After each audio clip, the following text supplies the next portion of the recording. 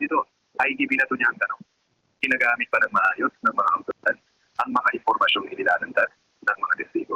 Habang nagpapatuloy ang palitan ng pahayag tungkol sa tinaguriang trade rating, muling umingay ang usapin matapos magbahagi si Atty. De Vico Baligot ng isang lumang liham mula kay dating Senate President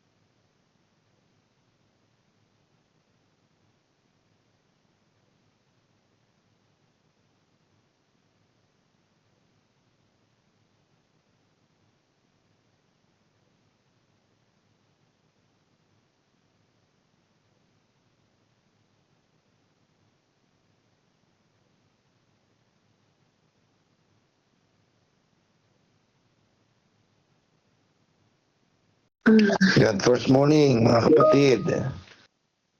Ako bang walang sound o kayo? Good morning po.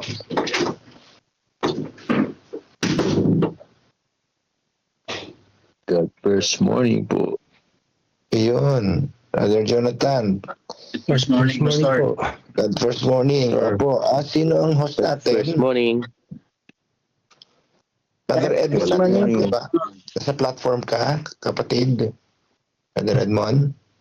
Opo, wala nagsabi sa akin, Pastor. Tara, sige po, Oo. tayo po papatuloy. Kapatid, tayo Talaga. po ay Na, opo, si Pastor Opo, Noel simulan Bornadas na natin. po. Opo. Sige po, Pastor. Mga kapatid, tayo po ay magpapatuloy. Tayo po ay manalangin. Ama namin pong banal, aming Diyos, kayo po ang pinakamakapangyarihan po sa lahat. Maraming salamat pong muli sa umagang ito.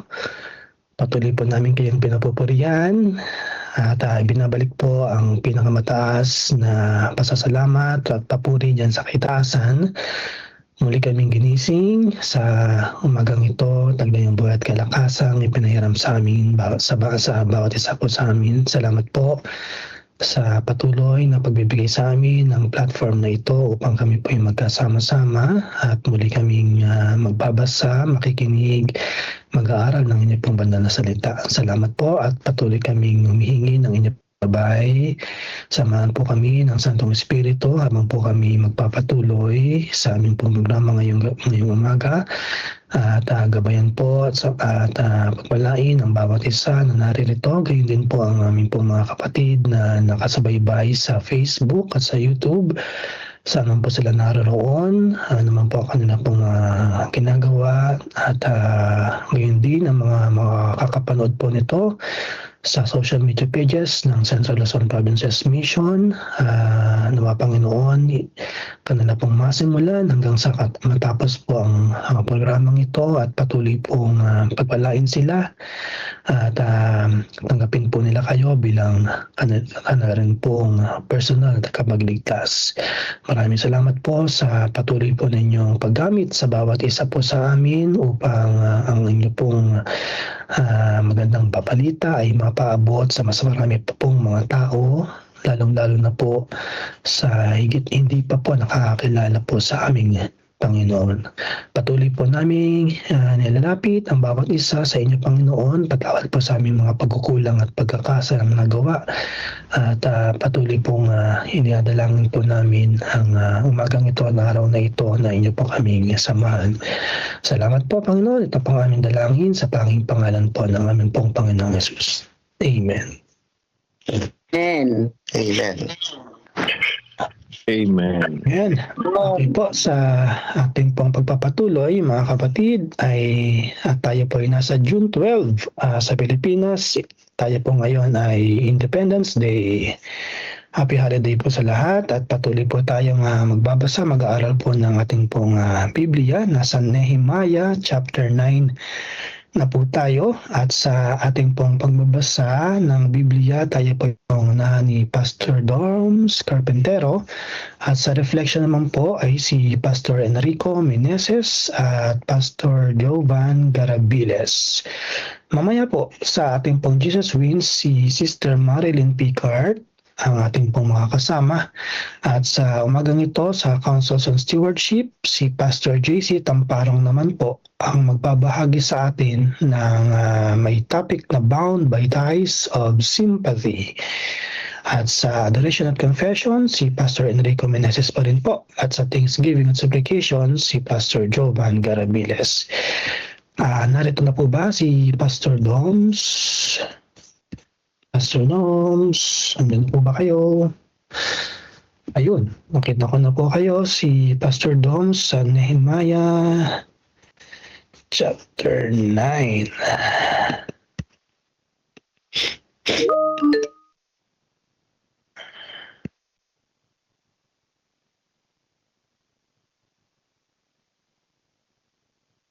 Ay, sorry po, naunahan. Okay, go. Stop sharing your car. Ikaw na, Brother Melvin, mag-share na. Okay. Thank you.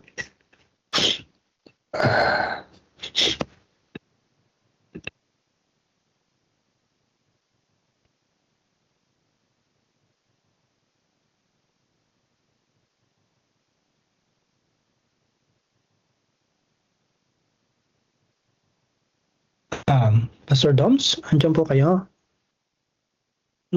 Baka po nakamute po yung inyo pong mic.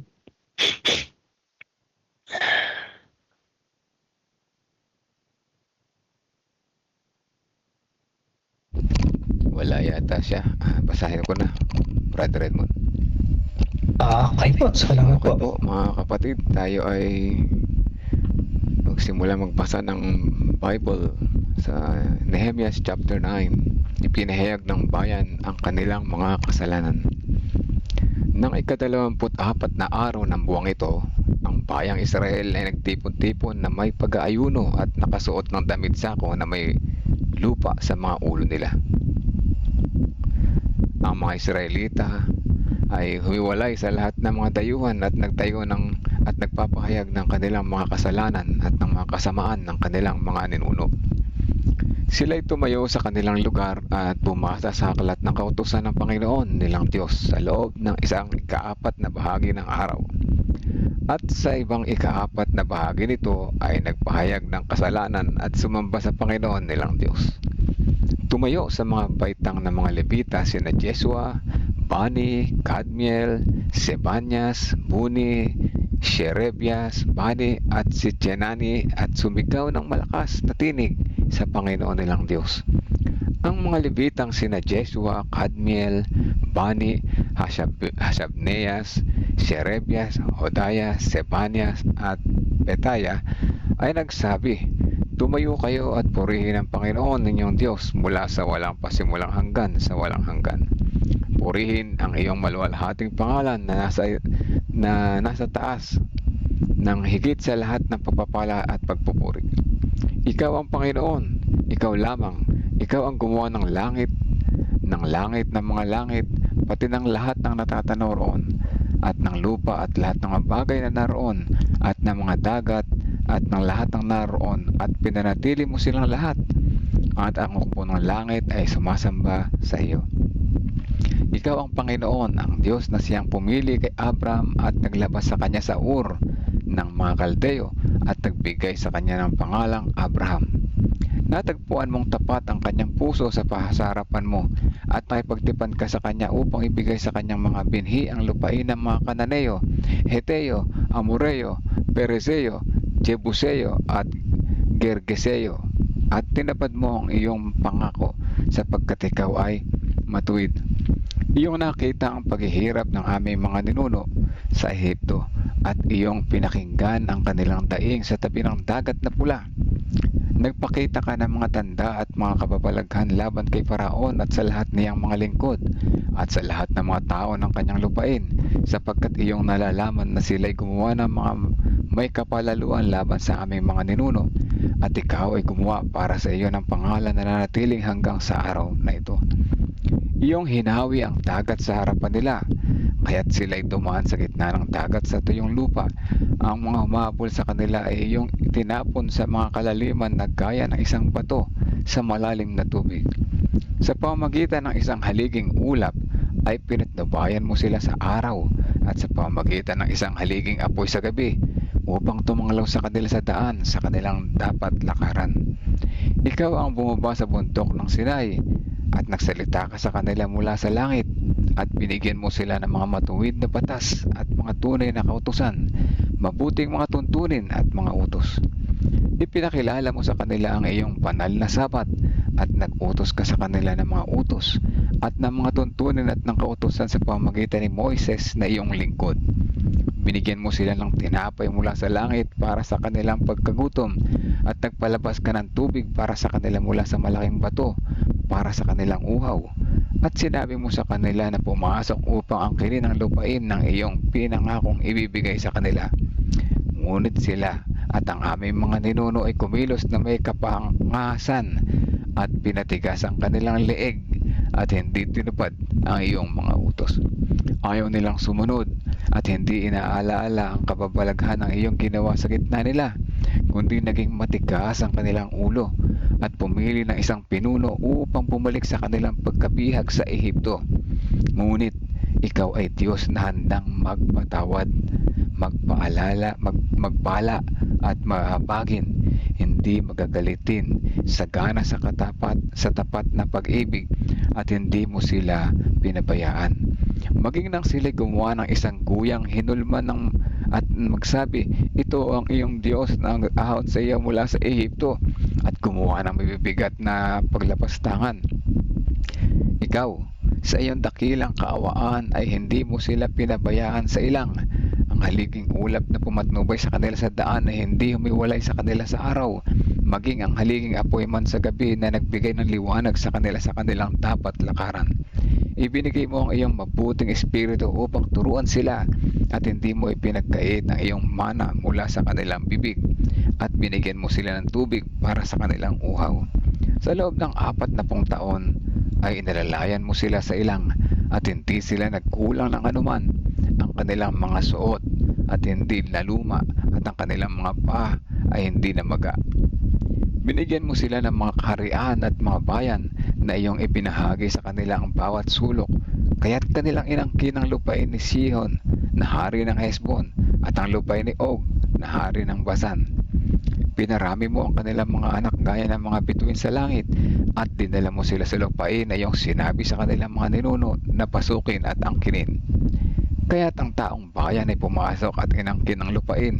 Iyong pinasuko sa harap nila ang mga naninirahan sa lupain, ang mga Kananeyo, at ibinigay mo sa kanilang mga kamay pati ang kanilang mga hari at mga tao ng lupain, upang magawa nila ang kanilang kung ano ang kanilang naisin.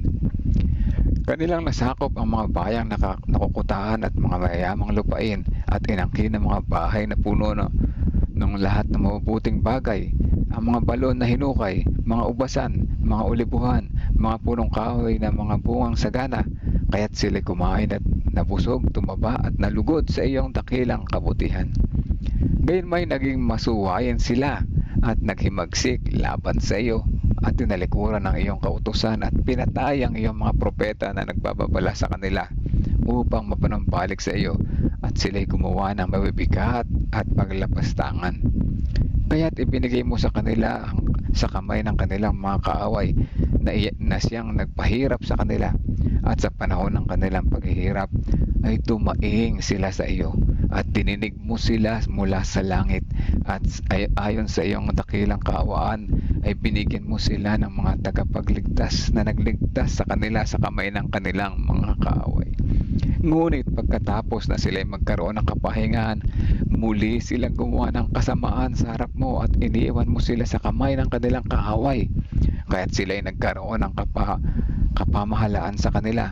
Ngunit nang sila'y manumbalik at tumaing sa iyo, iyong dininig mula sa langit, at maraming ulit na iyong iniligtas sila ayon sa iyong mga kaawaan. At iyong binalaan sila upang maibalik sila sa iyong kautusan. Ngunit kumilos silang may kapangasan at hindi tinupad ang iyong mga utos, kundi nagkasala laban sa iyong mga batas. At kung tutuparin ito ng isang tao, siya ay mabubuhay, at iniurong ang balikat at pinatigas ang kanilang leeg at hindi sumunod. Maraming taon mo silang tiniis at nagbabala sa kanila ang iyong espiritu sa pamamagitan ng iyong propeta. Gayunmay ayaw nilang makinig, kaya't ibinigay mo sila sa kamay ng mga tao ng mga lupain.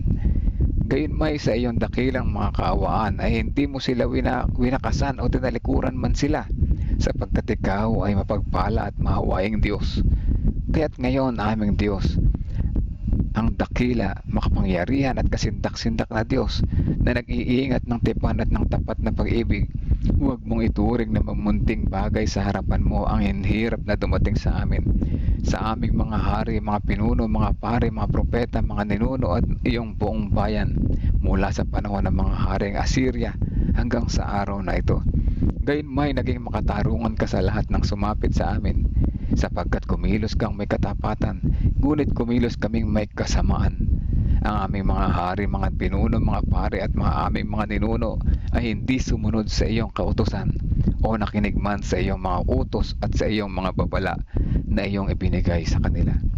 Hindi sila naglingkod sa iyo sa kanilang kaharian at sa iyong dakilang kabutihan na iyong ibinigay sa kanila at sa malaki at mayamang lupain na iyong ibinigay sa harapan nila at hindi sila humiwalay sa kanilang masasamang gawa.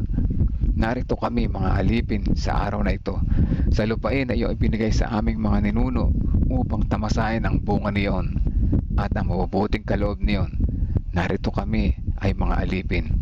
Ang kanyang mayamang bunga ay napupunta sa mga hari na iyong inilagay sa amin dahil sa aming mga kasalanan.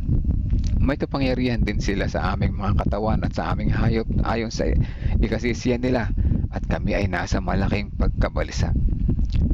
Lumagda ang bayan sa isang kasunduan. Dahil sa lahat ng ito, kami ay gumawa ng matibay na kasunduan at sinusulat ito. At ang aming mga pinuno, ang aming mga levita at ang aming mga pari ay naglagay ng kanilang tatak dito. Purihin po ang ating Amen. talata na binasa sa chapter 9 ng Nehemias. Amen. Amen. Maraming salamat po sa Panginoon sa magandang chapter na binasa po. Salamat po, Brother Melvin, sa pagbabasa. Mga kapatid, tayo po ay magpasalamat sa Panginoon. Dito po sa Nehemiah chapter 9 ay muli nating nabasa kung gaano paulit-ulit na biniyayaan, iniligtas, ginabayan ng Panginoon ang bayan ng Diyos. Ano po ang ating pong realization dito, mga kapatid, habang binabasa ni Brother Melvin, na-realize ko kung gaano katigas ang ulo ng mga tao, ano po. At pero ang ating Panginoon ay paulit-ulit pa rin po tayong binibigyan ng pagkakataon at ang kanya pong katapatan ay mula noon hanggang ngayon ay atin po talagang nararanasan. Naririto na po ba si Pastor Enrico Meneses upang bigyan po tayo ng karagdagang reflection? Pastor Meneses, happy God first morning. Para po wala po. Okay po, si Pastor Jovan ay wala rin po. So sino po ang maaring magbigay sa atin? Meron po tayong mga kasamahan. Dito po si Pastor Jovan. Pastor Jovan, dyan po kayo? Area 4. Okay, yan. Happy God first morning po. Ayun. Ayan po sa ating reflection, ano po. Napakaganda po na. Okay po, kaya na po. Malakas na po. Thank you po. Ayan, so una po ay ang aklat po ng Nehemiah ay nagpapaalala po sa atin ng na ang Diyos ay laging tapat. Ayan, ano po, na kung minsan ay hindi siguro minsan, hindi madalas ay ang mga buhay ng Kristiyano ay nagkukulang sa pagkilala sa ating Panginoon. Pero kung atin pong titignan ay ipinakilala po ng aklat ng Nehemiah na ang Diyos po ay laging tapat. Ano po? Sa panalangin po ng mga Israelita that time ay kanila po ang inaalala ang lahat ng kabutihan ng Diyos. Ipinakita doon po na mula kay Abraham hanggang sa kanilang or sa buhay natin sa kasalukuyan ngayon. At yun, bagaman po ulit-ulit na nagkukulang ay nananatiling tapat ang Diyos sa kanya pong mga pangako. Napakaganda po mga kapatid. At binigyang din po ng kabanatang ito ang pag-amin at ang pagsisisi ng bayan ng Israel that time. So, nagtipon po sila sa pamamagitan ng pag-aayuno at ginawa pa nga po nila yung paglagay ng sako na may alikabok sa kanilang ulo bilang tanda po ng kababaang loob. At doon po sa pamamagitan niyon ay pinapahayag nila na hindi lamang ang kanilang sariling kasalanan, kundi pati rin po ang kasalanan ng kanilang mga ninuno ay kanila pong ipinakita or kanila pong inamin sa pamamagitan ng pagpapakumbaba. So sa pag-amin po ay nagpapakita po ito ng kabuuang pagkilala, at akin pong na-realize na hindi po ito kahinaan, kundi ito po ay isang kalakasan sa buhay po ng isang mananampalataya. Na sa atin pong panahon, ito ay paalala na tunay na ang kalayaan ay nagmumula po sa ating sarili. Sa pamamagitan ng tapat na pagsisisi at sa pagbabalik loob sa ating pong Panginoon. At kung atin din pong titignan, ang Nehemiah chapter 9 ay nagpapakita or nagtuturo ng pagpapahalaga sa awa at habag ng Diyos po. At kung ating makikita yung bayan ng Israel that time ay nagrebelde na. Ngunit hindi pa rin po sila pinabayaan ng ating Panginoon. Patuloy niyang ipinakita ang kanya pong habag at muli pong tinanggap sila. Alam niyo po, yung pagpapakita ng Panginoon ng bagay na yun ay para siyang merong isang cycle. Kumbaga meron siyang naging pattern. Mula sa pagkakasala ay dinala niya po sa awa ng Diyos hanggang sa walang hanggang biyaya. Ito po ay isang hamon sa atin na minsan ay wag naman po natin abusuhin ang kabutihan ng ating Panginoon, kundi magpatuloy po tayo sa pamumuhay ng may pagsunod at pananampalataya. Kung atin pong titignan, tunay na ang pagbabago ay nagmumula po sa muling pakikipagtipan sa Diyos at sa pangakong mabuhay po ng ayon sa kanyang kalooban. So, yun lamang po. God bless po. Amen. Bayan ng CLPM, ano po ang ating tugon? Amen po. Amen. Amen, no? Napakasarap po. Napakasarap po Amen po. alalahanin. Amen, no? Kung gaano po tayo ginabayan, iniligtas, pinagpala po ng ating pong Panginoon mula noon hanggang ngayon sa kasalukuyan, at siguradong sigurado po na hanggang sa hinaharap, no? Basahin ko lang pong muli yung nasa verse 17, bandang dulo po, no?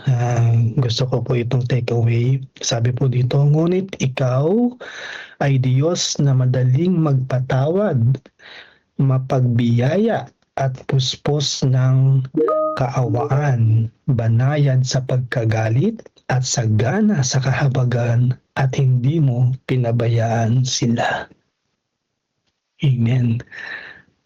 Sarap pong basahin. Meron pa po ba nais na mag-reflect? Ano po ang ating realization sa particular na chapter pong ito?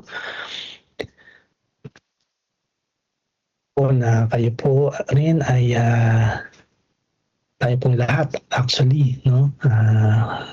Ay pinagpala po sa ating pong mga naririnig at ating pong nabasa ngayong umaga sa chapter 9 ng Nehemiah.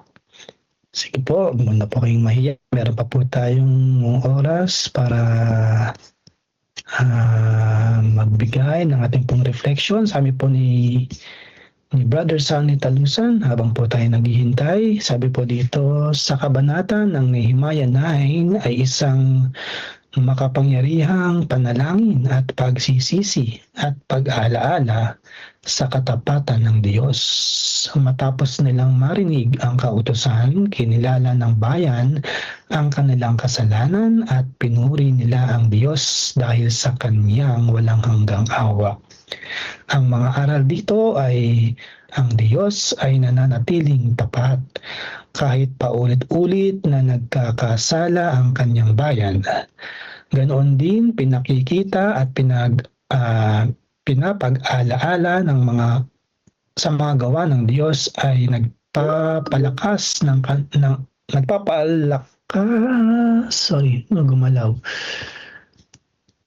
Ganoon din pinapakita at pinapag-alala sa mga gawa ng Diyos ay nagpapalakas ng pananampalataya. At ang tunay na pagsisisi ay may kasamang pagbabago ng buhay. Sa ating buhay ngayon ay madaling magsabi ng patawad, Panginoon, sa aming kasalanan, ngunit mas mahalaga ang tunay na pagbabago sa ating buhay, at ito ay makikita sa ating mga gawa, sapagkat ang tunay na pagsisisi ay hindi lamang pag-amin sa ating kasalanan kundi sa pagtalikod natin dito. Ang tugon ni Brother Sunny Talusan at nating lahat ay hilingin ko sa Diyos na tulungan akong magsisi at tulungan akong mamuhay ng naayon sa kanyang kalooban. Amen. Maraming salamat po, Brother Sunny. Si Brother Jonathan Maglunso ay nagbahagi rin po ng kanya pong reflection. Happy God First Morning. Sa chapter pong ito, nagtipon ang Israel at nagayuno, nagpahayag ng kanilang kasalanan at nagpuri sa Diyos. Nung mapakinggan nila ang kautusan, nakita nila ang kanilang kasalanan, nagkaroon ng revival. Dapat mangyari sa pag-amin natin ng ating kasalanan, alalahanin natin ang kabutihan ng Diyos. Siya ay mabagal magalit at sagana sa tapat na pag-ibig. Ang aking tugon, kagaya po sa sinabi sa 1 John 1:9, kung ating ipahayag ang ating mga kasalanan, siya ay tapat at banal na magpapatawad. Tinuturuan po tayo na di lamang magbasa ng salita kundi aminin natin ang ating mga kasalanan. Amen. God First Morning po, Brother Jonathan. So, yan po. Wala na pong nagbahagi. Amen. Maraming salamat po sa Facebook. Good morning po at happy God First Morning po sa mga nasa Facebook. Kayo po ay kasama po namin. Sana po kayo naroon ngayon. Happy God First Morning po sa CLPM, Adventist Mission at sa Discipleship Ministry. Gayon din po sa atin pong mga nasa YouTube live. Happy God First Morning po. Okay, so marahil tayo po ay nakinabang at nabusog, pinagpala po sa ating pong mga narinig at nabasa. Unless meron pa pong habol. 3, 2, 1. Amen. Okay, wala na po. Sige po, balik natin kay Brother Melvin. Brother Melvin, maaari po bang maglingkod po kayo sa ating pong panalangin? Tayo po ay manalangin, mga kapatid.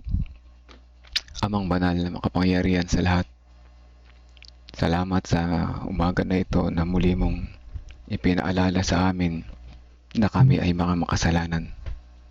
Salamat sa mga halimbawa na ito na aming na gunita, na basa, na remind kami sa mga bayan ng Israel ay katulad din kami na kinikilala makasarili ang aming sarili, nagsisisi, bumabalik sa pagkakasala.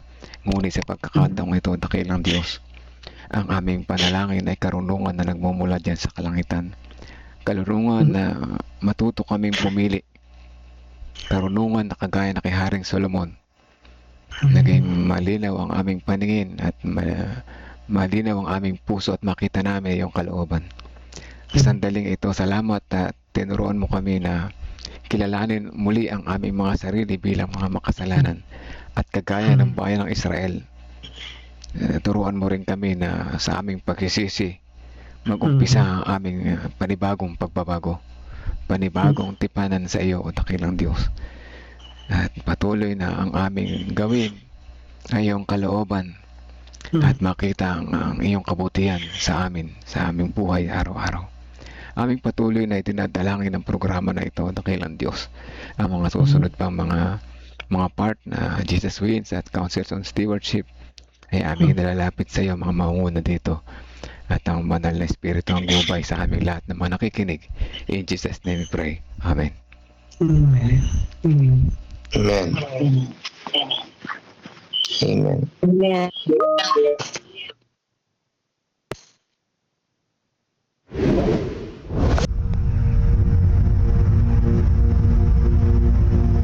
Pagkatapos bumalik ni Jesus sa langit, naiwan sa kanyang mga alagad ang dakilang tungkulin na dalhin ng ebanghelyo sa buong mundo. Puspos ng banal na espiritu, ang mga lalaki at babaeng ito ay buong tapang at kapangyarihan na ipinangaral ang mensaheng kanilang natanggap at abutin ang lahat ng sulok ng mundo. Ngunit hindi ito nangyari nang walang matinding pagtutol. Una mula sa mga Hudyo at pagkatapos mula sa pamahalaang Romano. Maraming Kristiyano ang nanatiling tapat hanggang kamatayan. Tiniis ang pagpapahirap at kahihiyan sa harap ng mga masayang manood sa Circus Maximus at Colosseum sa Roma at sa buong imperyo. Gayunpaman, ang dugo ng mga martir ay naglatag ng daan para lalo pang lumaganap ang ebanghelyo. Pagkalipas ng mga taon ng pag-uusig ng mga emperador ng Roma, isang emperador na nagngangalang Constantine ang nagpahayag ng kanyang pagtalima sa Kristyanismo noong 312 AD. Naging tanyag ang Kristyanismo, ngunit kasabay nito ay pumasok din sa simbahan ang maraming paganong kaugalian at simbolo, lalo na sa Roma. Ang obispo ng Roma ay unti-unting nagkaroon ng higit na kapangyarihan at autoridad at nagsimulang tutulan at usigin ang mga taong kumikilala kay Jesus lamang bilang ulo ng iglesia at tumatanggap sa Biblia lamang bilang pinakamataas na pamantayan ng katotohanan. Upang makatakas sa lumalalang pag-uusig, ang tunay na bayan ng Diyos ay umatras patungo sa mga liblib na lugar ng Europa. Sa hilagang Italia, ang mga Waldenses ay nagtago sa mga kabundukan. Marami ang pinatay ngunit patuloy na nagningning ang liwanag sa kadiliman sapagkat ang Diyos ay nananatiling may kontrol. Siya ay nagbangon ng mga lalaking tulad ni Wycliffe, Hus, Tyndale, Luther, Calvin at Zwingli upang tumindig para sa katotohanan. Ipinaglaban nila ang Biblia lamang, pananampalataya lamang, at si Kristo lamang. Noong 1798, sa katuparan ng propesiya sa aklat ni Daniel, ang kapangyarihang panrelihiyon at pangpolitika ng simbahang Romano ay pansamantalang nabawasan nang alisin ni General Berthier si Pope Pius VI sa kanyang trono. Kasunod nito, nagkaroon ng malaking pagkagising sa interes tungkol sa mga propesiya ni Daniel at marami ang naniwalang malapit nang bumalik si Jesus. Sa Estados Unidos, pinangunahan ng Baptist preacher na si William Miller kasamang daang-daang ibang tagapangaral ang pagtuturo tungkol sa pagbabalik ni Kristo noong 1844. Subalit nang hindi bumalik si Jesus noong 1844, masusing pag-aaral ng Biblia ang nagbigay liwanag sa isang maliit na grupo na ang ministeryo ni Kristo sa makalangit na santuaryo ang dahilan ng kanilang matinding kabiguan. Natuklasan nila sa Biblia na ang ikapitong araw ay Sabat na itinalaga ni Jesus para sa kanyang bayan. Unti-unti nilang naunawaan na ang kanilang misyon ay ipangaral ang mensahe ng tatlong anghel sa Apokalipsis 14. Bilang mga Seventh-day Adventist, ang layunin nila ay ipangaral ng may kapangyarihan ang walang hanggang ebanghelyo at ihanda ang mundo sa pagbabalik ni Kristo.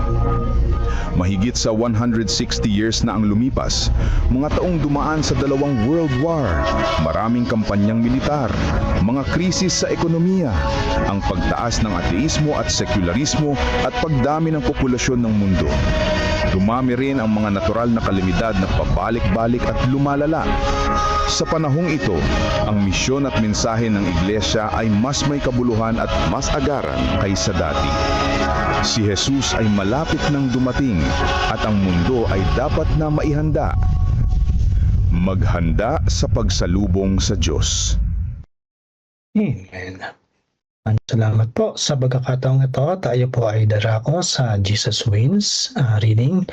Pangunahan po tayo ng ating pong kapatid, Ma'am Marilyn Picard. Kayo po ay nariyan na.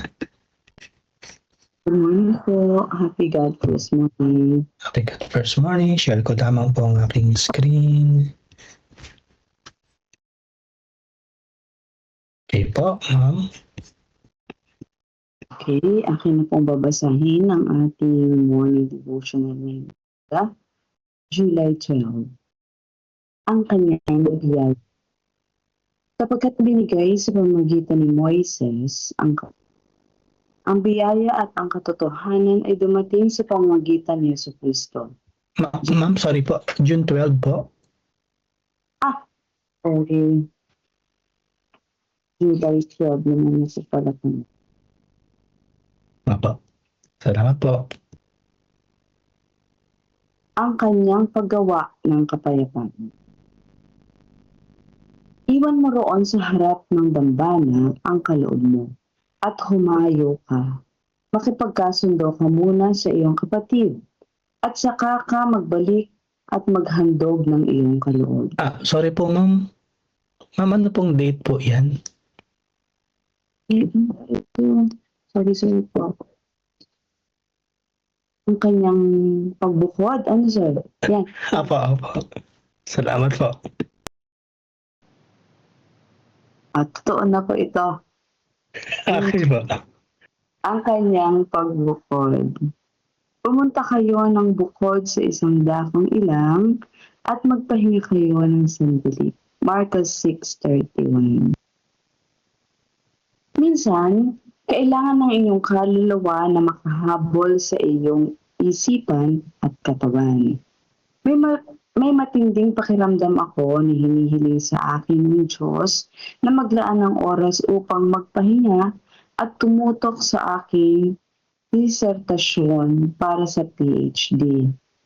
Ngunit ako ang senior pastor ng isang simbahan at tumatakbo ng maayos ang lahat at napakaraming dapat gawin.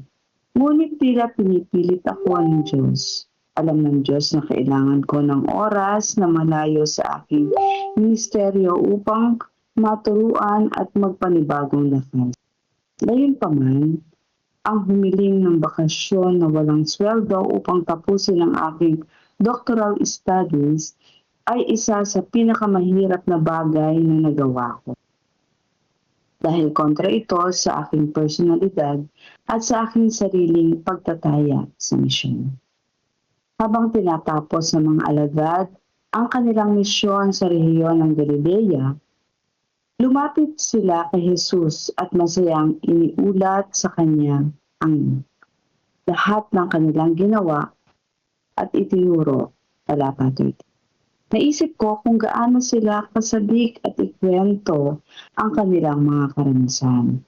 Ito ang tanging pagkakataon sa Marcos, maliban sa 3:14 sa ilang manuskripto, na tinawag ang mga alagad na mga apostol, isang taong sinunod. Sinugod sila sa isang misyon. Tignan ang Marcos 6:7-13. At marami silang testimonya na may ibabahagi kay Jesus. Bilang tugon, tumanggap sila ng tagubilin mula kay Jesus, na sa orihinal na Griego ay sinasabing, pumunta kayo ng bukod sa isang dakong ilang at magpahinga kayo ng sandali. Marcos 6:31. Ito ay utos mula kay Jesus na kailangan nating pahalagahan. Ang mandato ni Jesus ay magpahinga sa isang banal na pagbubukod, sa pag-iisa sa isang walang taong lugar, na baliktad sa kalagayang maraming tao ang pumapasok at lumalabas noong naglilingkod sila. Talatang 30. Hindi mo kailangang maging isang profesional o ministro upang sundin ang utos na ito. Sa mga panahon ng pagbubukod at pag-iisa, nagbibigay ang Diyos ng tunay na pahinga, espiritual at sustansya, gabay, pahayag, pagtuturo at marami pang iba. Madalas na inuutusan ni Jesus ang kanyang mga alagad ng sarili. Halimbawa, tignan ang Marcos 9:28 at 13:3. At ginagawa niya rin ito sa atin. Sa isang kultura kung saan ipinagdiriwang ang pagiging abala, mga resulta at mga tagumpay, alalahanin natin na minsan ang kaunti at talagang mas marami. Ang labis na pagpapagod sa ating sarili kahit sa ministeryo ay nagiiwan sa atin ng kakulangan ng enerhiya at pananaw. Nais ng Diyos ng pribadong oras kasama tayo upang ipaalala sa atin ang kanyang pag-ibig. Sa mga panahon ng pagbubukod, ipinapakita niya sa atin ang laki ng kanyang biyaya, ang kasapatan ng kanyang sakripisyo, at ang kanyang katiyakan para sa inyo. Tayo po'y manalangin. Diyos naming makapangyarihan sa lahat, kayo po'y aming pinupuri at niluluwalhati sa umaga. Amin din pong hinihingi ng kapatawaran ang mga panahon na aming pong ginugugol nang walang pahinga sa inyong piling. Amin pong pinasasalamatan ang aming babasahin ito na nagpapaalaala na kahit nasa kami ministeryo o ano pa mang mga gawain, ay kinakailangan po namin humanap ng oras at lugar na makapiling kayo, makausap kayo, maihayag ang aming buhay sa inyo upang kami inyong mabigyan muli ng panibagong lakas, sigla, sa aming pong pag-iisip, sa aming panunita at pagkilos, sa aming paglilingkod sa inyo. Aming dalangin na nawa ay maisaayos po namin ang aming mga oras sa aming pamumuhay, na i-priority namin ang oras para sa inyo. Salamat po, Ama, sa patuloy ninyong pagkakaloob ng ganitong mga karunungan para sa amin upang sa titwina ay mabigyan namin ng oras ang pakikipagniig sa inyo. Ang lahat ng ibaang sa magdalangin sa pangalan ni Jesus. Amen. Amen. Amen.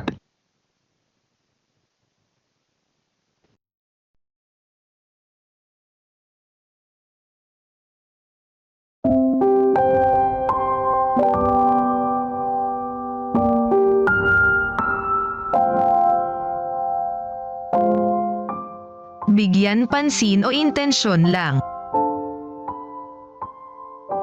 Roma Kapitulo 12 versikulo 1. Kaya nga, mga kapatid, ipinamamanhik ko sa inyo, alang-alang sa mga kahabagan ng Diyos, na inyong iharap ang inyong mga katawan na isang haing buhay, banal, nakaaya-aya sa Diyos, na siya ninyong katampatang pagsamba. Dating naninirahan ang reformistang si Martin Luther sa isang monasteryo sa Germany kung saan kasama niya sa silid ang isang malapit na kaibigan. Kapwa may parehas na paniniwala tungkol sa Kristiyanong pananampalataya at nagpapahayag ng maalab na pag-ibig para sa pakanan ng katotohanan. Gayunpaman, samantalang nagpasyang makipagtunggali sa kapakanan ng reformasyon o pagbabago si Luther, mas ninais ng kanyang kaibigan manatili sa monasteryo, manalangin at mamagitan para sa kanya. Isang gabi, nanaginip ang kaibigan ni Luther. Nakita niya ang walang hangganang kabukirang parang hanggan sa abot tanaw na kaligiran. Handa na ang bukid para sa pag-aani. Nakita rin niya ang isang taong nagsisikap anihin ang lahat na produktong bunga sa kanyang ganang sarili na isang imposibleng gawain. Daglian niyang nakita ang mukha ng nag-iisang manggagawa, si Luther Martin mismo. Itinuro ng panaginip sa kanya ang isang dakilang katotohanan, mas magandang ihinto niya ang panalangin para sa kanyang kaibigan at magsimulang gumawa kasama niya. Ang pagpapasimula ang nagbibigay ng pagkakaiba ng aksyon sa intensyon, ng pagkilos sa kagustuhan. Maraming tao ang gumagawa ng pagpapasya sa katapusan ng bawat taon. Nagpapasyang magpasimula ang ilan ng regular na programang pisikal na aktibidad, ang iba ay nagpapasyang mag-ipon ng pera, ang iba ay nagpapasyang magbawas ng timbang. Dahil sa kakulangan ng pagkilos, sa katapusan ng bagong taon, ang mga pagpapasyang ito ay nagiging isa lang intensyon o kagustuhan. Subalit walang resolusyong kasing halaga ng ating espiritual na pamumuhay. Kailangan pasimulan ang ating taon na may mga pagbabago o pagtatatag ng prinsipyo ng katapatan at pagtatalaga sa Diyos. Kailangang nasa itaas ng ating listahan ang mga sumusunod na resolusyon. 1. Maglaan ng panahon sa bawat araw para sa personal na komunikasyon sa pamamagitan ng pagbabasa ng Biblia, ng leksyon sa paaralang Sabado at panalangin. 2. Magtipon araw-araw para sa maikling pampamilyang pagsamba sa pasimula at sa katapusan ng bawat araw. 3. Bawat linggo muling patatagin ang pagpapasya sa pag-iingat ng Sabbath mula sa paglubog ng araw hanggang sa susunod na paglubog ng araw. 4. Hanggat maaari, dumalo ng regular sa mga serbisyo ng iglesia na hindi pinahihintulutang palitan ng virtual na pakikipag-ugnayan ang personal na pakikipagtalastasan. 5. Panumbalikin ang inyong pagtatalaga sa katapatan ng pagbabalik ng ikapo at mga handog ng regular. Ang ikapo ay kailangang 10% ng lahat na kinita. At para sa handog, kailangang magtakda ng porsyento na dapat ibigay ng pareho batay sa lahat ng kinitang tinanggap. Panawagan, hilingin ang tulong ng Diyos na sa bawat araw na maisagawa ang mga resolusyon na isang realidad sa buong taon ng inyong buhay.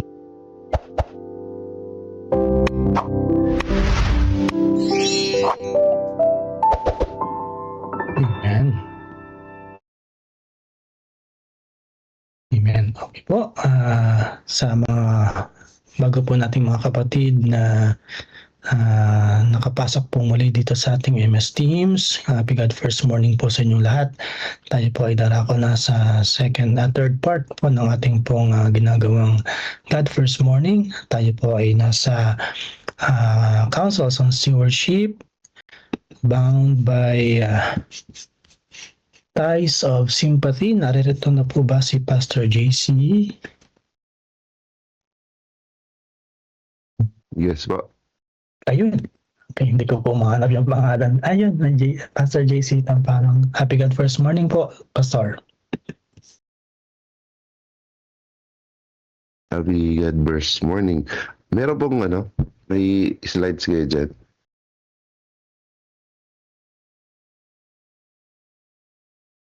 Pag wala, okay lang naman. Basahin ko na yung binigay. Good first morning po sa lahat at narito po ang ating pag-aaralan sa umagang ito. Bound by Ties of Sympathy. Review and Herald, June 4, 20, 1893. No? It is God's purpose that the rich and the poor shall be closely bound together by the ties of sympathy and helplessness. So, itong nakasulat dito ay ihimay-himayin natin at nariyan na rin diretso yung ating mga punto. At titignan din natin ito sa mga aklat ni Sister White para maging mas malinaw. Meaning, sulat to ni Sister White pero titignan natin yung mga iba pang sinasabi ni Sister White patungkol dito.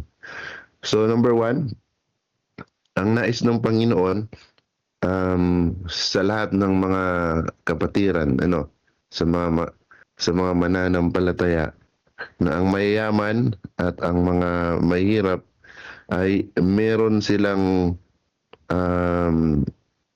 closeness or pagkakaisa na sinasabi. So ito, God's plan is for people of different circumstances to be connected through sympathy, love, and mutual help. Kagaya nung narinig ko before kay Pastor JM, wealth is a trust from God given to bless others and not merely for personal benefits. Yan ang point number 1. Ang pagpapala ng Panginoon, napakasaya rin po siguro na pag ang mga kapatid, lalo tigit dito sa specific ni Mrs. White na ang mahirap at ang mayayaman ay mayroong tinatawag na mutual understanding, konektado sila sa tinatawag nating sympathy and love. At kung ito mangyayari sa loob ng iglesia, yung sa last na pag-aaral, just like Nehemiah, yung operation ng mayayaman na ginagawa doon sa mga mahirap ay talagang magbibigay chaos sa church. Pero ang purpose ng Panginoon dito na nakikita ko ay ang sabi niya sa Review and Herald June 20, 1893, it is God's purpose that rich and the poor shall be closely bound together by the ties of sympathy and helpfulness. Magiging masaya ang iglesia, hindi makaranas ng pagkukulang yung iglesia, at lalo't higit doon sa mga purposes ng iglesia, na ang iglesia ay sa madaling pagkasabi, ang misyon na ipinagkaloob sa iglesia ay mabilis na sumulong. And then, may isa pang mga bagay na nais kong sabihin regarding din doon sa topic ng Nehemiah. Usually, ang nasusunod pag may usually no, sa lahat naman ang mas mga pangyarihan ay yung may pera, you know. And ang quotations nga na minsan maririnig natin sometimes and most of the times, money talks, no. Kung sino yung ma-influensya sa loob, siya yung maghahari, ano. Huwag nawa sana na nagiging leader tayo, nagiging elder tayo, makapangyarihan tayo. It's because mayaman tayo, no? Hindi po ito yung naging purpose at ninais ng Panginoon. Ang nais ng Panginoon sa atin na maramdaman natin yung mga naghihirap. Kaya ang laman dapat ng ating mga dalangin sa nakikita ko, na patuloy mo kaming pagpalain, Panginoon, para maging daluyan kami ng pagpapala, lalo tigit ng mga nangangailangan. Hindi ito yung magiging reason na ikaw na lang ang pinaka-top ng pyramid.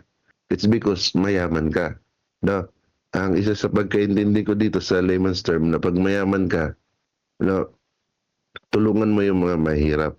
Magiging equal, magiging balance na lahat kayo walang nahihirapan, lahat nakakaraos sa physical, and much more makakaraos din ng lahat sa spiritual. Number 2, every Christian has a personal responsibility, no? God has assigned each believer to a work to do, and we should take an active interest in every case of suffering and need that comes to our attention. So, meron tayong mga gawain na dapat nating matapos. Unang-una, yung Great Commission. Hindi naman natin matapos yun sa kabuuan, pero habang tayo ay may buhay, sa araw-araw, isa kabuhayan natin ang misyon. No? Minsan kasi, ang connotation ko, pag tapusin yung gawain, talagang pupunta ka ng ibang bansa, lahat yung mga ganun. Punta ka sa lugar na kung saan ay may tinatawag na 1040 window. Ayan. Ang problema ngayon, hindi lang 1040 window ang mission field. Nadadagdagan pa ng mga post-Christian countries. At sana wag mangyari sa Pilipinas dun sa pag-angat ng sekularismo, ay iiwan nila ang alam mga pananampalataya at sila yung manlamig at iba na yung kanilang mga ginagawa. Dati ito yung naisip ko, kung tapusin ng mission, ay hindi pala. Ang mission ay magiging lifestyle mo na hanggat may buhay ay gagawin natin. At sa ating pang araw-araw na pamumuhay, tinatapos natin ito. Ginagawa natin ito. Hindi yung isang buhusan lang, you know? Isang malawakang crusade, hindi ganoon. Kundi magiging lifestyle natin na kung ano yung panawagan sa atin ng Panginoon sa araw na ito.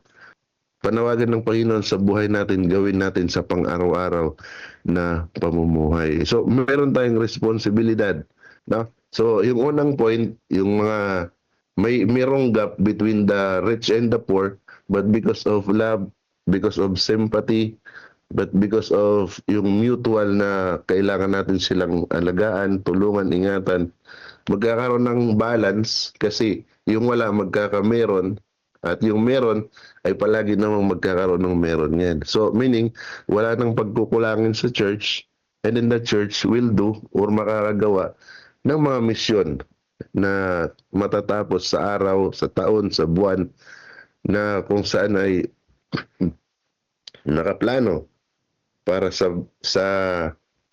nakaplano para sa personal or nakaplano para sa corporate or whatsoever na pwedeng matapos, So sabi ni Sister White, to all who shall serve him, he has appointed the work. He bids us to interest ourselves in every case of suffering or need that shall come to our knowledge. Minsan, naalala ko, yung mga Hope Impact natin ba? Nag-Hope Impact ako, kasama yung mga kapatid.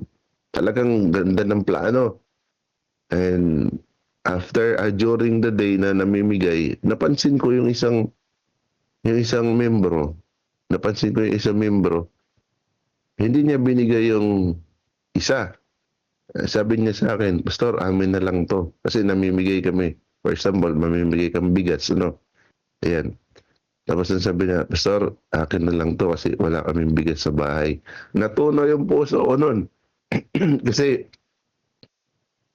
mas nauna yung concept ko doon sa labas na tutulungan. May tutulungan pa pala sa loob. So, sabi ko sa isipan ko, siguro simula ngayon magiging sensitive ako first and foremost ng pangangailangan sa loob before lumabas. Para magiging balance. Kasi may nangangailangan din sa loob na ating mga kapatid. So, sabi dito, he bids us to interest ourselves in every case of suffering or need that shall come to our knowledge. So, ibabalance, hindi lang puro sa labas, kundi kasama rin mga sa loob. At hindi lang puro sa loob, isama rin yung nasa labas. So, nakikita ko dito, ang nais na Sister White ay maging sensitive tayo sa lahat ng mga nangangailangan, mananampalataya or mga hindi mananampalataya or yung mga kaibigan natin na nasa loob ng iglesia. Meaning, inside and outside the church, ang iglesia, ikaw, ako ay magiging sensitive sa mga nangangailangan. At hindi lamang natin ito gawing organizational. Just like for example, tutulong lang tayo sa panahon ng Hope Impact. Para sa akin, yearly. Meron tayong sinisit yearly. Pag na-miss natin, another year. 2 years na, hindi ka nagiging impact sa community. It must be araw-araw. Araw-araw. Meron tayong malakihang impact. Meron tayong individual impact. And be sure na ikaw, tayo, na mananampalataya ay sensitive doon sa pangangailangan. Kasi ito yung panawagan sa atin. Sensitive tayo sa pangangailangan ng mga nangangailangan, inside and outside.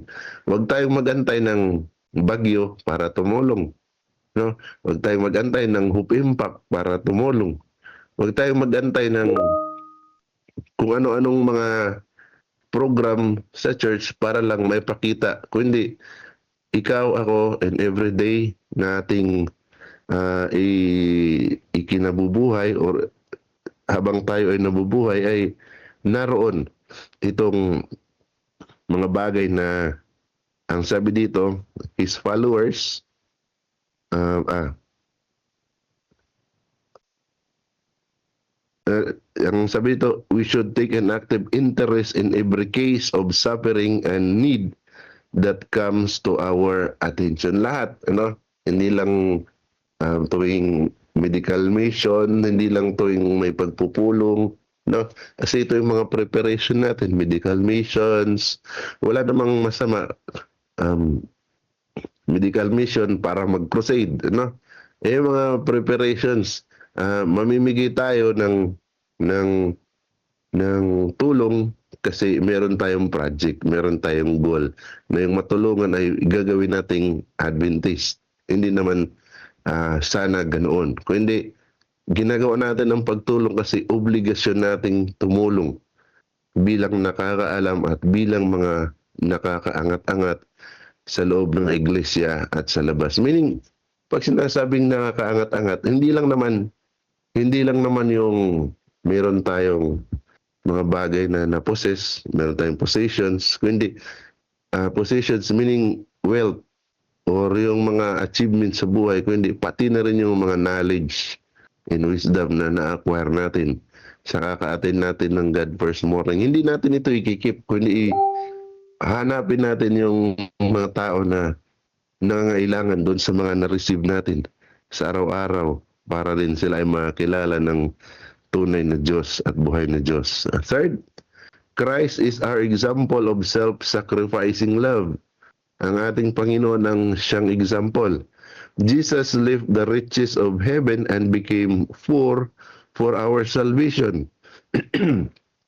His followers are called to imitate His unselfish spirit. So yan na. Sensitive tayo sa lahat ng pangangailangan. May pangangailangan ng misyon, ibalik natin ang handog at ikapu. No? At dagdagan natin ang handog. Just like for example, this is not a promotion for tithes and offering. Ang sinasabi lang ni Sister White dito, mga kapatid, Marley, na dahil ikaw ay may pag-ibig sa kapwa mo, may pag-ibig sa gawain, may pag-ibig na kagaya ng pag-ibig ng Panginoon, na kahit yung langit, yung riches in heaven, ay kaya niyang i-give up for a person na kagaya natin na nagkulang at nagkakasala na mag-obtain ng kaligtasan. No? Hindi na tayo doon sa kaisipan na makasurvive everyday ng ating mga sarili, kasi naniniwala ako, if you are in God's hand at naging faithful ka sa Panginoon, hindi na ikaw yung object, hindi na ikaw personally yung magiging object, kundi instrument ka na para doon sa iba. Na magiging daluyan ka na ng pagpapala dahil ikaw na ngayon ay isang tapat na katiwala.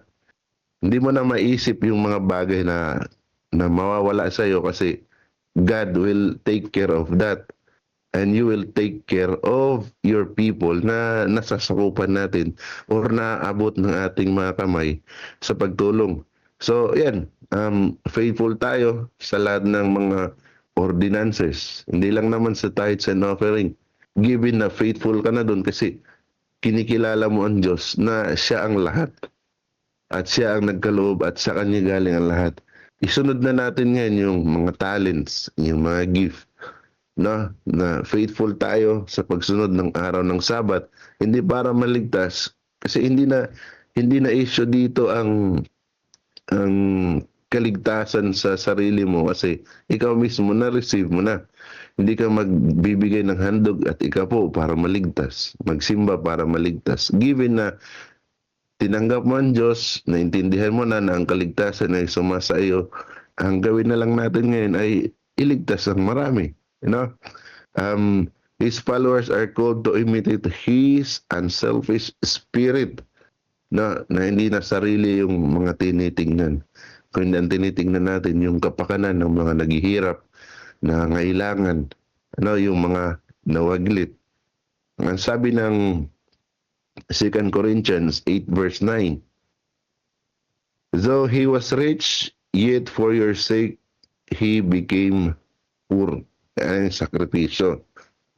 Ang pagsasacrifice, mga kapatid, ay nangyayari sa kapangyarihan ng pag-ibig. At pag ang pag-ibig ay naroon sa iyo, hindi mo mararamdaman ang hirap ng sakripisyo. Ang mararamdaman mo ngayon ay ang kasiyahan ng pagbibigay, ang kasiyahan ng pagkakaloob ng lahat ng sa iyo para sa ating Panginoon. So, nawawala na yung mga pangsarili, kasi ito naman talagang ninais ng Panginoon eh. Hindi yung pera, hindi yung talento ang kailangan ng Diyos para sa iyo, kundi mas matuto ka sa ganitong kapamaraanan, para ito ay, narinig ko na ito noon ito yung antidote ng pagiging selfish. No? pagiging selfish na mananampalataya. So, though he was rich, yet for your sake, he became poor. Our Lord Jesus Christ was rich, yet for our sake he became poor, that we, through his poverty, might be rich. Review and Herald, June 20, 1893. So, yung Panginoon ay naging, kung sa pag-iinterpretitan, ay naging mahirap para ikaw ay umaman. Iniwan niya yung langit para ikaw ang magkaroon ng langit. No? At yung sa iyo na bound for condemnation, siya yung umako ng ganun. So, yung mayaman, naging mahirap sa illustration ni Christ. At yung mahirap na tao, naging mayaman because yung fullness ng ating Panginoon, yung wholeness ng Panginoon ay suma sa iyo at suma sa atin. So, yan mga batid, sa pangatlong punto, Christ is our example of sacrificing love. Therefore, ministry to the needy is the ministry of Christ. So, nakuha na natin mga batid na itong mga bagay na ito ay may pagkasunod-sunod na aabot talaga mga kabatid. Hindi natin po pwedeng sabihin na naligtas na tayo at wala tayong gagawin. Ikukulong na lang natin yung ating mga sarili sa four corners of our church. You know? And usually, pag hindi natin ito gagawin, yung mga ministry to the needy, parang nagmi-maintain lang tayo ng kaligtasan. Kung wala kang ginawa sa araw ng Sabat, parang kang nagmi-maintain na lang ng kaligtasan. Punta ka ng 8:30 or 8, uwi ka ng bahay mo after sundown, yun lang. No? Which is, okay naman, na-equip tayo. Pero palagi natin tandaan mga kapatid, pag pumunta tayo sa church, yun ay learning para sa mga susunod na araw na magagamit natin. No? Hindi yung nag-aantay lang tayo tuwing Sabado tapos wala tayong ginagawa pag Sunday hanggang next Friday. No? Parang nagre-renew lang tayo na parang wala. No? Hindi natin i-maintain yung ating kaligtasan mga kapatid kasi sa ganyang kapamaraanan, baka mawala. Kung hindi ka lalabas at puro ka lang doon sa loob, mas concerned ka ba sa program? Excuse me. Mas concerned ka ba sa program, no? Kaysa doon sa ninais ng Diyos sa bawat isa sa atin. Kung ikaw ay nai-stress pa rin sa araw ng Sabat dahil wala dyan ng opening prayer, wala dyan ng tagapaawit, mga batid, malayo pa yung ating dapat takbuhin at kailangan pa natin magmalalim ng pag-aaral at relasyon sa ating Panginoon. So, dito, makita natin na ang ating Diyos ay merong purpose na sumasalamin dapat sa mga ginagawa natin, helping the hungry, sick, poor, and needy is one of the most pleasing forms of service to God. Nais kasi talaga ng Panginoon yung mga walang-wala. No? Yung mga walang-wala. Ang nais ng Panginoon, alalahanin mo yung mga mahirap sa paligid mo. Alalahanin mo yung mga nangangailangan sa paligid mo. Ngayon kung alalahanin natin yun, at hindi natin naintindihan, ma-overwhelm tayo. Paglingon natin, Lord, ang dahil mahirap. Sapat lang yung sa akin. Na? So, kung hanggang saan, doon lamang tayo mga batid. And take note, kaya nabanggit dito yung sakripisyo sa pangatlong punto kasi sometimes and most of the times, makakaranas tayo ng pagsasacrifice. Meaning, may mga bagay tayo na isa sa alang-alang. Pag sinabi sa nating sacrifice, may kagat sa laman or may kirot ng kaunti, Pero kung meron kang pag-ibig, hindi mo na mararamdaman ito. Ang mararamdaman mo lang ay saya ng paglilingkod. At sa ilalim ng pagsasakripisyo, mas nakuha mo pang tignan yung kasiyahan kaysa doon sa mga bagay na mararamdaman natin, ay, ako na yung magiging wala nito. Diba? Pag sacrifice kasi, maisip natin minsan na negative. Pero pag titignan natin yung in-establish ng statement ni Sister White sa unang punto, na kung ikaw ay may pag-ibig, hindi mo na mararamdaman kung anong nawawala sa iyo. Kasi alam mo naman, hindi galing sa iyo yun, galing din sa Panginoon. So magtutuloy-tuloy hanggang sa point na yung ministry ni Kristo ay magiging ministry mo na rin. Tandaan natin, true religion ay hindi yung sunset to sunset. May ginagawa po yung mga tao na nagkikip ng sunset to sunset. Dinidemonstrate po nila ito into practical acts of mercy. Naintindihan po natin, mga batid. Kung sinasabi natin, ito yung totoong reliyon. Mahilig pa naman ng marami sa ganyan. Ito ang totoong reliyon. Hanggang doon na lang. No? Kasi mayroong magandang doktrina. Aanin mo yung mga bagay na yun kung wala naman yung application. At ano yung application? Na ma-demonstrate natin through practical acts of mercy. No? At sa demonstration ito, nabanggit nyo kanina na ito ay hindi one time, big time. Ito ay lifestyle. Ito ay mission na gagawin natin araw-araw.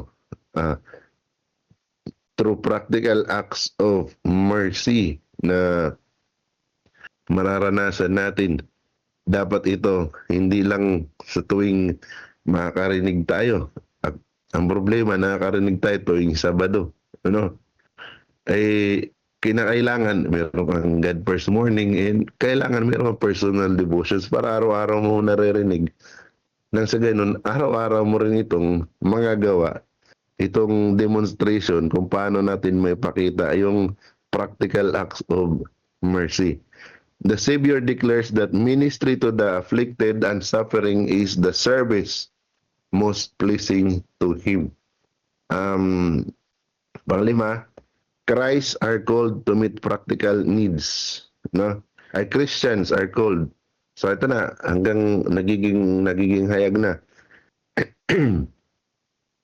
Ano yung mga practical needs? Feed the hungry. Ano pa? Clothe the naked. Care for the sick. Teach and uplift the ignorant. And open our homes and hearts to those in need. Maganda ito, mga kapatid, na maunawaan natin na ginagawa natin ito out of love and out of personal relationship and out of response na ikaw talaga ay nagkaroon ng malalim na ugnayan sa Panginoon. Kasi minsan ito yung tinatawag nating Achilles pat para magkaroon ng maraming binyagan. Tinitignan natin na ito yung magandang instrument para maraming binyagan. Hindi po, mga batid, no? Hindi po natin tinitignan dito na ang tao ay magiging project, na siya ay magiging part ng tinatawag nating goal for baptism, no?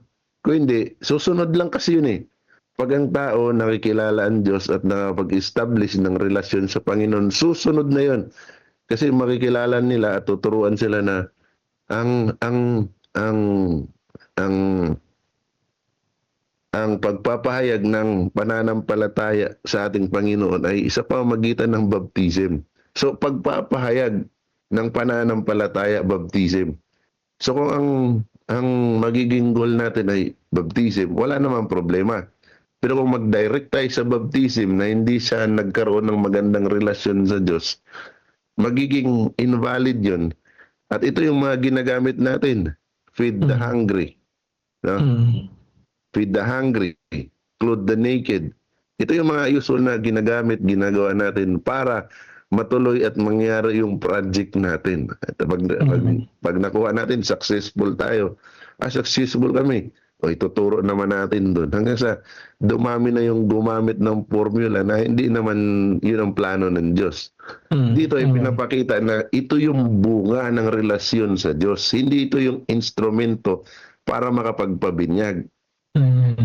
No? Yes, Pastor. Ito yung bunga ng magandang relasyon na pag lumapat doon sa mga nangangailangan na may nagmamahal sa kanila na ginamit ng Panginoon, for sure, sure ako doon na tatanggapin nila yung Diyos mo. Sasabihin nila, sino ba yung Diyos mo? Gusto ko rin maging Diyos yan. No? Eh, ang problema, magpi-feeding tayo. Yung kumain, gawing interest. No? Isusulat ang pangalan. Sino mama mo? Saan bahay mo? No? Pamimigay tayo ng damit, yung mabibigyan, ililista, dadalawin. O, magandang estratehiya yun. Pero may mas maganda pa doon na mas makaka-establish tayo at mas makita nila na ikaw ay ginamit ng Panginoon hindi doon sa objective na mabinyagan sila. Kundi doon sa objective na magiging Diyos nila ang Panginoon. Kasi hindi naman natin guarantee na pag nabinyagan, Diyos na nila ang Diyos. No? Kasi maaring hindi 7-7 yung natutunan nila at hindi 666 naman dahil tinakot. Mas lalo hindi yung 555 dahil sardinas yung ibinigay, mga kapatid. No? So feed the hungry, feed the hungry, feed the hungry. Nagagamit minsan ito dahil doon sa isang project. No? Ito yung mga bagay na nasusustain natin kasi ito yung mga practical needs ng mga tao na dapat nating bigyang pansin. Hindi for baptism, but because sila yung sinasabi sa atin ng Panginoon na huwag silang pabayaan. Nagkakaroon ng exploitation na sometimes, most of the times, makita naman natin, lahat ng nagiging binyagan, nasa laylayan. Ano? Nasa laylayan. So, pag nabinyagan niya, kasi kung binyag lang talaga, naisip natin, binyag lang talaga, mababurnout din tayo mga kapatid. Mag-iingat tayo pag ginagamit natin tong formula na ito for the sake na magkaroon tayo ng binyagan. Hindi yung tamang proseso na nagkaroon sila ng malalim na relasyon. Kasi pag nabaptize mo ito, wala namang needs ito eh. Ay, walang, palagi namang may needs ito. Pag nabinyagan mo, ihatid sundo. Pag napagod ka at ikaw rin mawawalan, di mo na sila mahatid sundo. Papakainin. Wala namang problema sa ganun, mga kapatid. Hindi naman natin ipinagdadamot yung mga bagay na yun, na papakainin, ihatid sundo. Pero mga kapatid, pag ang goal natin ay binyagan, burnout ka talaga doon at tendencies mawawala sila. Pero sa ipinapakita ng Panginoon dito na dahil mayroong ninais ang Diyos na alalahanin sila, na sila'y makakilala sa Diyos hindi sa pamagitan ng baptism, kundi doon sa paglapat ng kanilang mga practical needs. Susunod na lang sila. Diba yung ministry ni Christ, nung ma-feed na ni Christ sila, sabi na, and He bid them to follow. So madali na sumunod kasi nakita nila, ang Diyos maibigin. No? Ang Diyos ay nariyan. Sensitive siya sa pangangailangan. No? Hindi doon sa ganda ng doktrina. Ang ganda ng doktrina, mga kapatid, ay nasa practical na paggawa. At naroon din pa rin to sa actions. So we are to minister, to seek, to feed the hungry, to clothe the naked, and to instruct the ignorant. Same pa rin. Review and Herald. Last, God has already provided for human needs. Ito na, mga kapatid. Pag nagawa na natin ito, natuto na tayong umibig sa Diyos, nakita na natin na ang Diyos ay may pag-ibig sa mga nangangailangan at naroon ka na rin. At minsan kadalasan na isa-sacrifice na rin natin yung para sa atin instead para dito sa mga taong ito. Andito na yung comfort ng Panginoon sa sinasabi na ang Diyos ay nagpo-provide. Minsan, pag ubos na yung sa atin, alam ng Diyos na hindi ka naman sasabihin, sige, lahat ibigay mo. Hindi naman niya sasabihin. Kasi yung pangkain mo, dumarating kasi sa point na yung pangkain mo ay isasakripisyo mo ba ito? Kasi pagkain ng pamilya ito.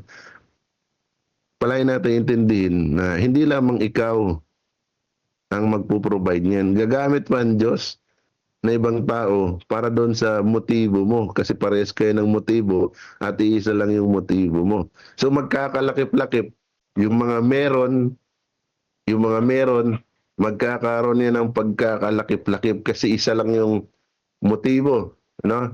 Ang magpagamit sa Panginoon at sundin at gawin yung mga practical na ninais ng Panginoon sa ating mga pagsunod sa pang-araw-araw nating pamumuhay.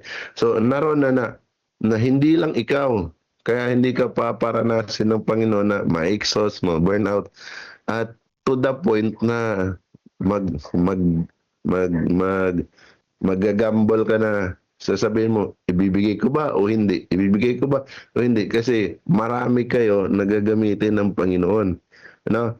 At itong mga bagay na ito ay already provided by the Lord. Hindi lang sa'yo. Pag malapit nang maubos yung sa'yo, magtatap ang Panginoon ng panibagong kagaya mo na mas nakagaya mo na nakilala ang Diyos sa ganitong pananaw. So God is not the cause of poverty and suffering. Tandaan natin yan. Much suffering exists because people misuse God's blessing and fail to share with others. Ayun na. The more na hawakan mo yan, the more na mawawala yan. Pero the more na sinishare mo, the more na nakita ng Panginoon na, okay to. So gagamitin ka na ng Panginoon na pang pipeline na ikaw na yung daluyan ng pagpapala para sa mga taong ito. Tandaan natin, medyo mabigat itong statement na sinasabi ng Panginoon dito, hindi po ang Diyos ang nagkukos ng suffering and poverty. It is us. It is us na kung saan ay nag-i-exist na misuse ang pagpapala ng Panginoon at hindi natin ito na ibabahagi. Alam mo, sa concept ni Peter, nung malaman niya, kaligtasan pala yung paghugas ng paa. Iligo ko na lang kaya para buo na. Ano? So dito parang mararamdaman natin na ikayayaman mo pala yung pagsishare, mag-share na ako palagi. Di ba? Ito yung kung sa layman's term, God is not the cause of poverty and suffering. Much suffering exists because people misuse God's blessing. So therefore, if you are not misusing God's blessing, pagpapalain ka palalo ng Panginoon. So, pili mga batid. Sa practical way, kung sasabihin natin, kasi may maggagambol ngayon na, Pastor, hindi ako magsisimba, hindi ako magbibigay kasi nagiging practical. Pipiliin ko yung practical. Anong practical? Pakainin ko yung pamilya ko, ako, and kami muna. Mga kapatid, kung gusto nyong maging practical sa pamumuhay, dito ko nakikita sa statement ni Sister White, na ang pagiging practical na pamumuhay, unahin mo ang Diyos. Yun ang pinaka-practical sa lahat. Unahin mo ang Diyos. Na pag inuna mo ang Diyos, mga kapatid, everything, shall be supplied according to His riches, mercy and glory, and so on and so forth, kung anong meron sa Panginoon. So, much suffering exists because people misuse God's blessing. So therefore, tinuturuan tayo dito, yung connotations, huwag nating i-misuse para hindi magtatapos yung purpose ng Diyos sa atin. At minsan, ay magagampanan natin yung pinakanais niyang magampanan sa buhay natin. So, ulitin ko yung sabi ni Sister White, He has made abundant provision for the wants of all.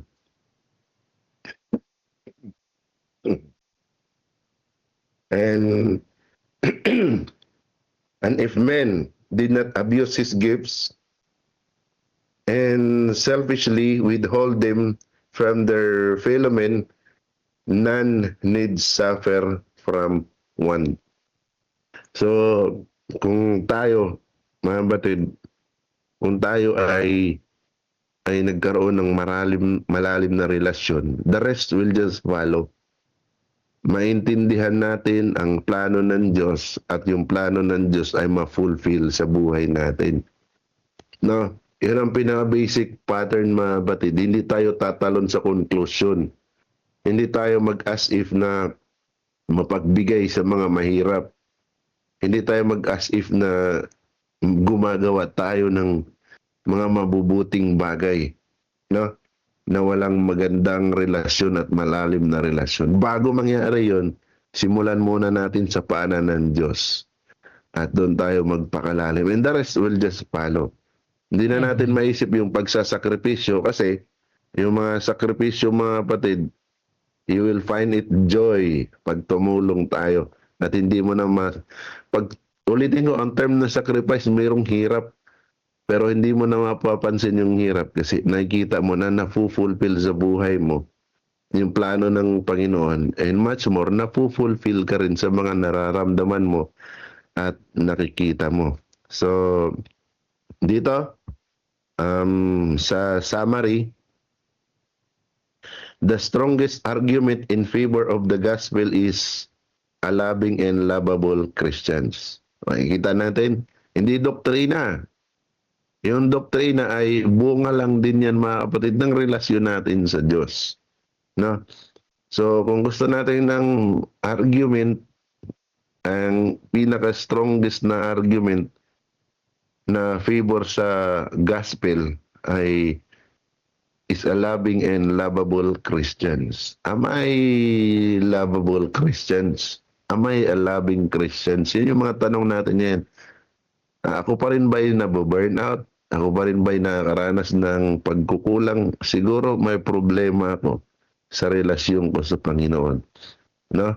And then balik tayo doon, magpa-overhaul tayo sa Panginoon, patignan natin yung ating mga sarili sa Panginoon na kung may mga balakid ay alisin para makapag-perform ang Diyos sa buhay natin sa pamamagitan ng banal na Espiritu. Na sabi ng Ministry of Healing. So, dito, mga kapatid, bound by ties of sympathy, God's love is revealed when His people show practical compassion and helpfulness to those in need.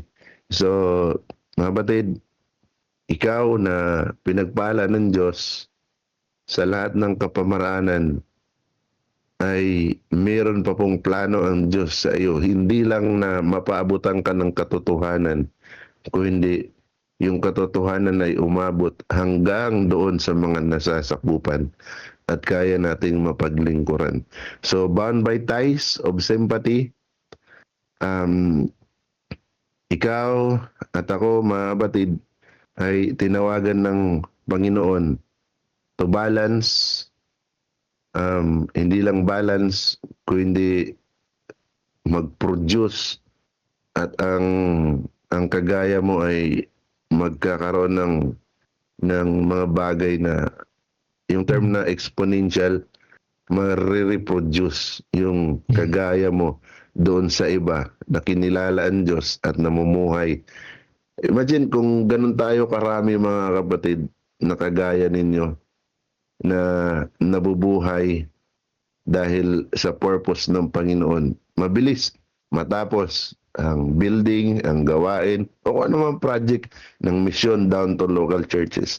Lahat ng yun ay magiging mabilis at madali. So, thank you so much na may napulot tayong mga practical na lessons dito sa ating pinag-aralan sa aklat ni Sister White. Amen.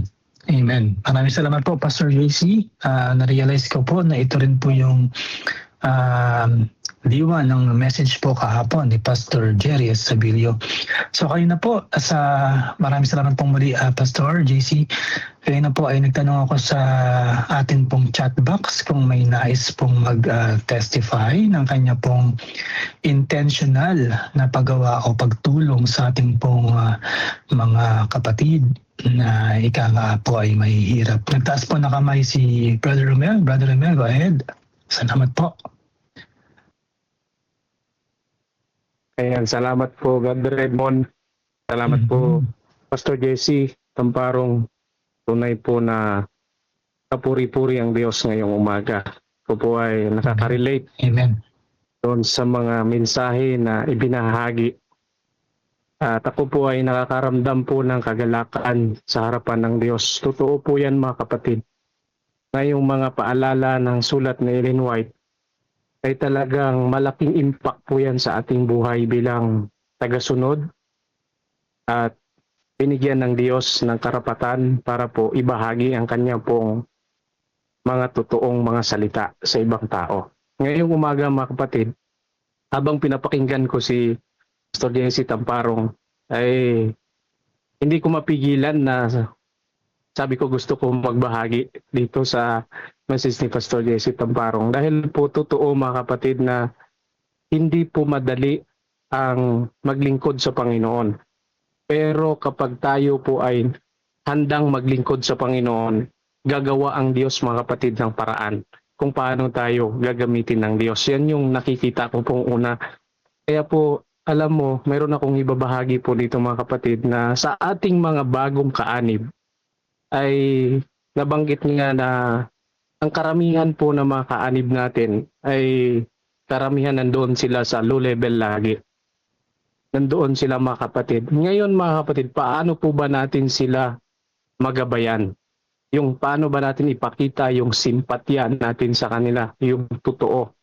Kasi po, totoo lang na madali po natin sila minsan maakay sa pamagitan ng mga pagbibigay, kung ano-anong ipapakita natin para po ma-share sa kanila yung ating pagmamahal sa una.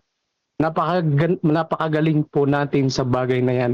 Pero ang hinahanap ng Diyos, paano natin ipagpatuloy yung ipinakita natin na pagmamahal nung una silang ating nakita. Yun yung ano doon mga kapatid. Ngayon, ang gusto ng Diyos, hindi po doon magtatapos sa pagbibigay lamang na yon na material. Yan po ang gusto ng Diyos. Ano po ba ang gusto na ipabatid ng Diyos pa sa bagay na yon? Kasi mayroon pong umiikot sa aking isip na kung mahina ang iyong pananampalataya, nung ikaw ay tumanggap, nakarinig ka ng pabalita, hindi ka po mag-grow, lalo tigit sa mga pagsubok. Kaya mayroon po dito binabanggit, nang sabi niya, ang Diyos ay nagbibigay kalinga sa pamagitan ng pagiging ating kanlungan, tagapagbigay at ng ating mga pangailangan at walang sawang tagapagbantay. Alam niyo po mga kapatid, yung sinasabing tagapagbigay, kanlungan at nagbibigay na walang sawa. Ibig sabihin yan mga kapatid, continuous. Wala pong putol. Kasi ang gusto ng Diyos, yun yung mararamdaman ng bagong mananampalataya. Ngayon mga kapatid, kung hindi nila mararamdaman yan, yung sinasabing, yung pag-encounter niya sa iyo, grabe tayong magmahal sa kanila nung una natin silang ma-met, sobra natin silang kinakalinga. Tapos after na sila ay maging kaanib natin, parang mayroon na tayong distance sa kanila, lalo tigit, alam mo mga kapatid, naalala ko yan noon, nung ako ay bagong binyagan, lahat ng mga kapatid, talagang lahat sila dadalaw sa akin, lahat na lang gustong ibigay, pero nung bandang huli na, Brother Romel, sige maglakad ka na lang, pag may sasakyan sila, pinapasakay ako, pero nung bandang huli, sige maglakad ka na lang, kita na lang tayo doon sa church. Parang, alam mo yun mga kapatid, parang dahan-dahan natin silang nabibigyan ng kaisipan na nagni-negative ang kanilang kaisipan sa atin bilang mga kasama sa pananampalataya. Kaya ang gusto ng Panginoon, yakapin natin sila kung ano tayo sa harapan ng Diyos. Kasi yun yung gusto ng Panginoon. Kaya nga, di ba, mayroong pangako ang Diyos sa Lucas, na sabi niya doon, mayroon siyang sabi na, mayroong isang nawala, nung nakita niya mga kapatid, saan niya ba nilagay? Di ba sa kanyang balikat? Talagang karga-karga niya. Ganun po ang gusto ng Diyos sa atin din pong mga bagong kaanib. Kasi po pag sila ay nakaramdam ng ganon, ay talagang hindi bibitiw yan sa atin mga kapatid. Hindi yan sila magliliwaliw, ang sabi nga doon sa ibang translation. Kasi ang gusto ng Panginoon, tayong lahat ay magdamayan. Pagsubok man yan, kasiyahan man yan, or financial man yan, or get together man yan, lahat gusto ng Diyos, ganun ang ating mararanasan. Kaya mga kapatid, tama si Pastor Tamparong doon na sabi niya, mayroon akong na ano sa kanya na ano yung word niya kanina, sabi niya na hindi dapat nagbabago ang ating pong koneksyon sa ating mga kapatid, or hindi dapat lumalayo ang ating pong pagmamahal sa kanila. Dahil po madali po magsabi na baptize, baptize, baptize. Pero sa totoo, after ng baptism, wala na.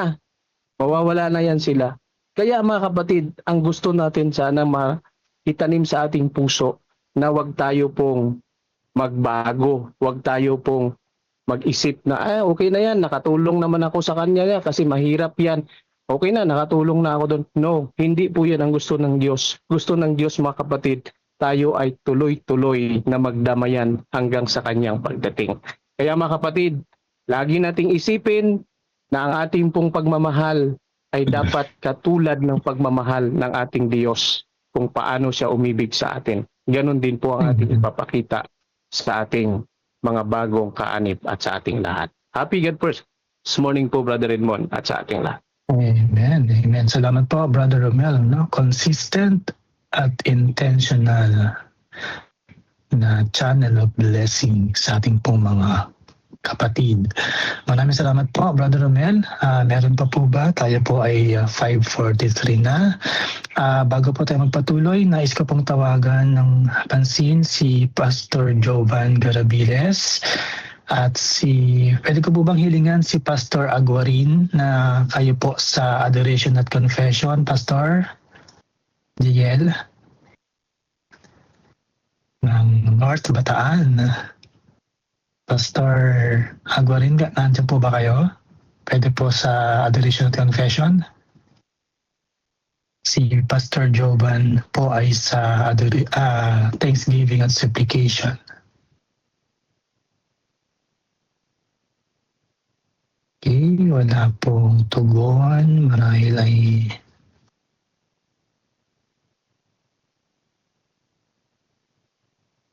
Pastor Aguarin. Nandito pa rin po si Ma'am Milet Aguarin. Okay, wala po. Sige po. Okay, tayo po yung magpapatuloy. Pastor Jovan, okay po kayo sa Adoration at Confession? Yes po. Okay, salamat po. Okay, tayo po ay darako na sa atin pong Garden of Prayer at tayo po ay lubos na nakinabang at pinagpala po sa ating pong mga narinig, nabasa at mga inspirational messages na ibinahagi po sa atin ngayong umaga at patuloy na tayo po pinagpapala ng Panginoon at dalangin po natin na ito po ay atin pong magamit na kalakasan sa ating pong spiritual na kalagayan at sa ating pong paghayo ay paibahagi po natin ito sa iba. Mga kapatid, ang ating pong mga prayer list ay nasa chat box. Kung meron po tayong mga nais na idulog sa ating pong Panginoong personal, maaari po natin itong gawin sa ating pong mga silent prayer. Sa mga kapatid po natin na nasa Facebook at sa YouTube, sama-sama po tayong maglaan ng ating pong mga oras para po sa pananalangin. Kung nasaan man po kayo mga kapatid, tayo po ay pansamantalang tumigil at tayo po ay dumulog sa ating Panginoon at magkaroon ng personal na oras para sa ating pong pananalangin. Pangunahan po tayo pagkatapos po ng mga ilang segundo ay papasok po si Pastor Jovan Garabiles para pangunahan po tayo sa Adoration at Confession at ako na lamang po sa Thanksgiving at Supplication.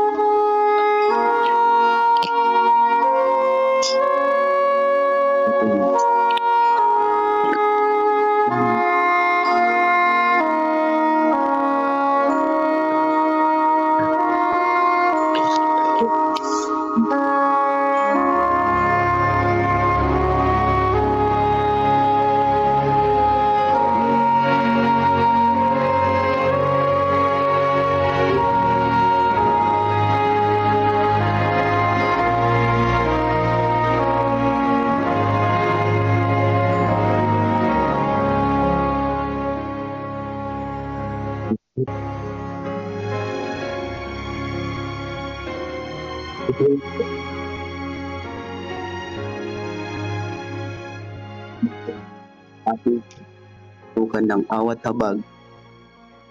Humihiling ng kapatawaran sa amin pong mga pagkukulang at pagkakasala po sa inyo.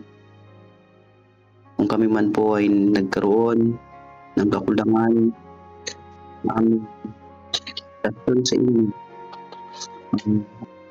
Aming pang ganon din po aming lapit sa inyo. Kanan sa aming sa aming paningin, sa aming mga salita, sa aming Diyos sa inyo pong pagpuling. Ipatuloy niyo po kami patawarin sa pamamagitan ng kaya ranasan ang pagpapatawad po ninyo sa aming mga kasalanan.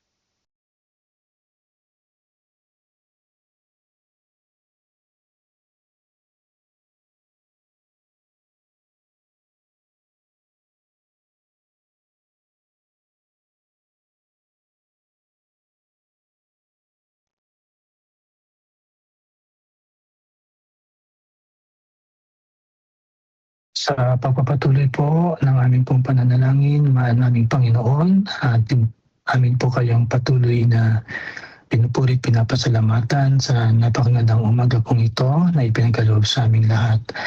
Patuloy na amin po kayong pinupuri at amin pong binabalik ang pinakamataas na pagdakila sa inyong dakilang pangalan.